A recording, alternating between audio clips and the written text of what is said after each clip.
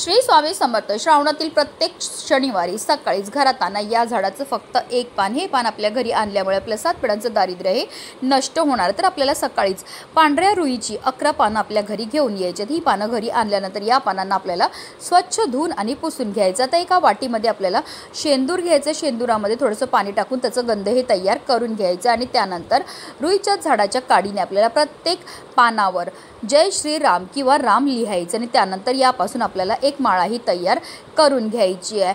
आता ही माळा तसेच बजरंगबलीला प्रिय असणारे लाल फुलं, लाल मिठाई, त्याचबरोबर एक नारळ आणि शेंदूर घेऊन आपल्याला जायचं आपल्या जवळ असणाऱ्या बजरंगबलीच्या मंदिरामध्ये गेल्यावर आपल्याला या सर्व वस्तू बजरंगबलींना अर्पण करायचे. तसेच जी माळा आपण अर्पण करणार ते आवर्जून आपल्याला आपल्या मनातली इच्छा ही बोलायची. मंदिरामध्ये बसूनच आपल्याला 3 किंवा 7 वेळा हनुमान चालीसाचं पठण करायचे. हात जोडून बजरंगबलींना आपल्या मनातली इच्छा ही बोलायची. श्री स्वामी समर्थ.